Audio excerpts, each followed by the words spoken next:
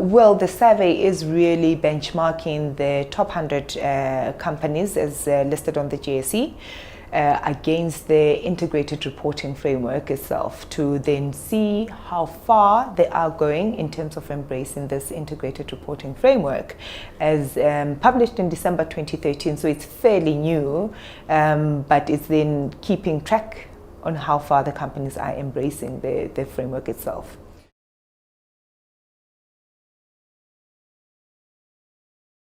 In terms of the highlights, what we see coming out of the companies do very well within the reports is the strategic focus within the companies. That scored very well.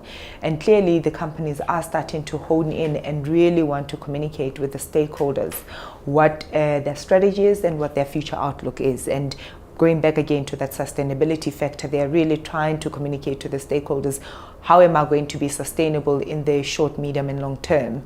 And the other aspect where they did very well is on the comparability of information, which basically then speaks to then say, whatever you do say, can we really go back and see what you said in the last time, or your statements tying in from the past as well, and also does it tie in somewhat into the future. But where there's still maybe some room for improvement, the fundamental concepts which speaks to the value creation of the companies and the 6 capitals as highlighted by the framework, certainly companies are falling behind with that concept. And one doesn't take it for granted that it's a new concept. So I think we'll see maybe trajectory as time goes on, but that was one element that was lagging behind. And the other element that's still behind is around the conciseness of the reports. I mean, if I may highlight, the lengthiest or the longest report this year was 516, which is quite a lot of pages, with average number of pages across all the top 100 companies being 169 pages. And I just want to highlight, having sat around with the analyst group on Monday when we did a roundtable, one of the key things that they highlighted was the fact that the reports are too lengthy. As a result, they don't get down to them because it is just too daunting and too intimidating for them to really unpack these reports.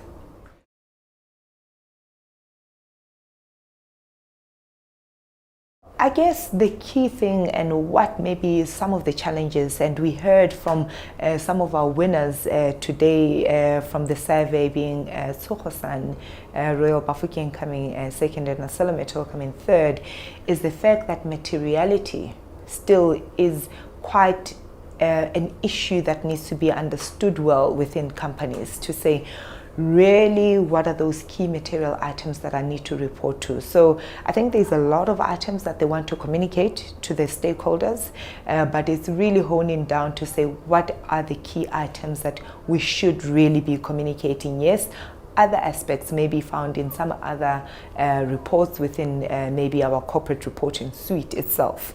But I think it's really that guiding principle along materiality concept itself to say, how do we break down materiality within our own company, and will it be understood by the stakeholders? Will we not be accused of maybe leaving out information which is seen to be key by various other stakeholders?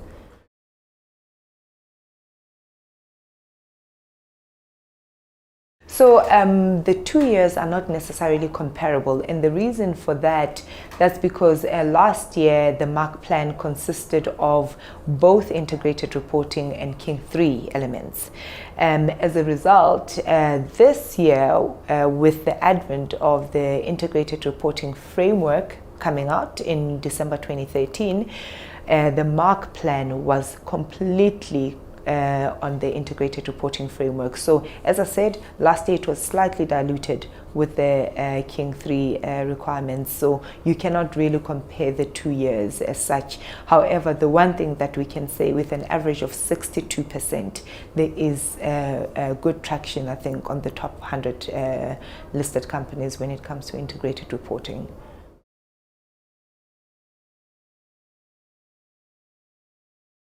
Maybe I should start with the Global Competitiveness Report, which in fact, I think the latest one came out, if I'm correct, in October, which does indicate that South Africa actually is really leading when it comes to reporting and assurance. So now taking it back to reporting, if we are really in the lead when it comes to corporate reporting, then one wants to say we want to see South Africa stay there.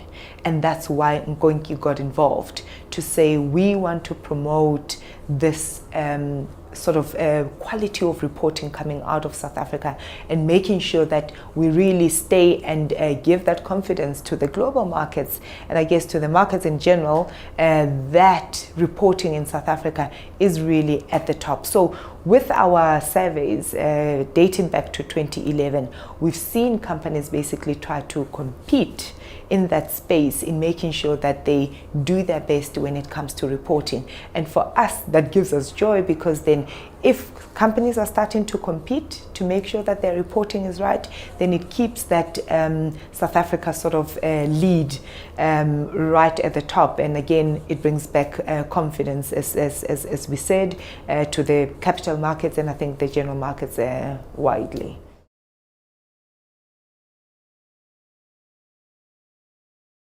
Three things that do stand out of this year's event. I can highlight Sarah Gray coming out of the International Integrated Reporting Council.